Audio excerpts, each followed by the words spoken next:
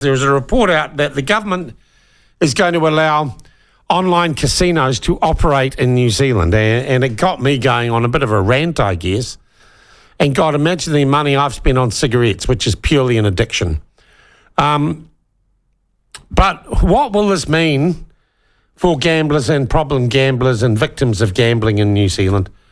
Andree Froude is from the Problem Gamblers Association, and she joins us now. Good morning. Good morning. How are you? Good, thanks, Andree. Look, firstly, just how different are these government proposals on online casinos? Tell us what they mean. Well, they've come out with this proposal because they have decided to regulate online casinos, which is actually a good thing because currently New Zealanders, it is legal for New Zealanders to be able to gamble on these overseas online casinos, but they're not protected by New Zealand law. So if something went wrong or if they couldn't get their money out, and we do hear stories of people who just aren't able to make contact with some of these overseas operators, then, it's completely outside the jurisdiction of New Zealand law. Whereas if we have a form of regulation and a licensing process, that will make it a lot safer in that regard. Well, hang on though, Andree.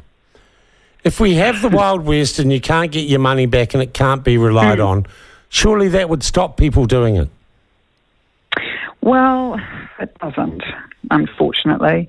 I mean, this type of gambling, online casinos, is high risk, high turnover. Do we know how many people do it?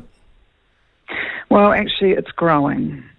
We know that there are a lot of people who are gambling on these offshore sites. A lot of young people? We know that. Yes, and we know that from bank transaction data. We know that from the increase in the numbers of people who are seeking help. So why don't we just shut them down then, for goodness sake? Online, that is a problem that it's just so difficult. No, it's not. Block. China and countries all over the world regulate the internet to amazing degrees. Yeah. But the trouble with prohibition, Sean, is that, if you ban something, people will still do it. Regulation is often better provided, and I say this strongly, there are really good harm minimisation and consumer protection measures. And, the advertising, we don't believe they should be able to advertise any gambling at all. We would like to see a complete ban on the advertising of gambling. I mean, it's been illegal for to advertise overseas gambling for a long time under the Gambling Act, but we still see these predatory tactics used by offshore operators to target New Zealand because we've had an unregulated gambling market for such a long time. Okay, so Andree, my question then is, would we see the creation of new online casinos in New Zealand, or would overseas operators buy licenses to operate here? Well, it remains to be seen. There's a lot of detail missing, in this process. A lot of detail about how this auction will work, how they will actually select these gambling operators, what criteria they will have to meet. We're really obviously very keen to hear what they have to say about harm minimisation and making sure that these operators are going to put things in place to keep New Zealanders safe. Right. So until we know the details, it's really difficult to answer that question. Okay. How many problem gamblers are there in New Zealand?